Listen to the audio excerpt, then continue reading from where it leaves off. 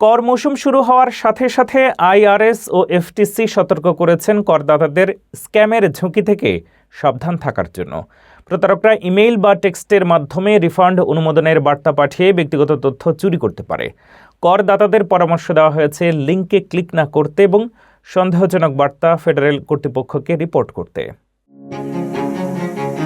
কর মৌসুম শুরু হওয়ার সাথে সাথে যুক্তরাষ্ট্রের ফেডারেল কর্মকর্তারা করদাতাদের সতর্ক করেছেন বিভিন্ন স্ক্যাম বা প্রতারণা থেকে সাবধান থাকার জন্য, যা ব্যক্তিগত তথ্য চুরি বা সরাসরি অর্থ হাতিয়ে নেওয়ার চেষ্টা করতে পারে।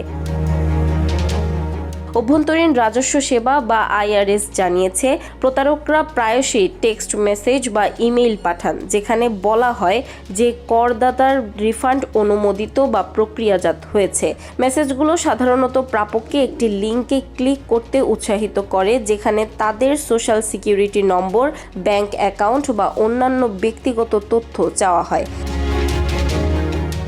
ফেডারেল কর্মকর্তারা জানিয়েছেন, এই ধরনের বার্তাগুলো সম্পূর্ণভাবে প্রতারণামূলক। আইআরএস কখনো কোনো করদাতার কাছে ইমেইল বা টেক্সটের মাধ্যমে ব্যক্তিগত তথ্য যাচাই করার জন্য অনুরোধ পাঠায় না।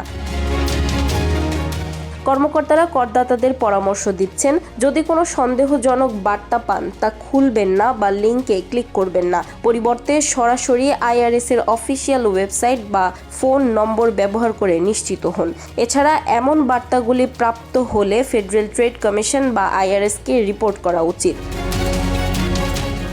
আইআরএস আরও সতর্ক করেছে যে এই ধরনের স্ক্যাম বছরের যে কোনো সময়ে ঘটতে পারে, কিন্তু কর মৌসুমে তার সংখ্যা বাড়ে। তাই করদাতাদের সতর্ক থাকা ও ব্যক্তিগত তথ্য সংরক্ষণের গুরুত্ব আবারও জোর দেওয়া হচ্ছে।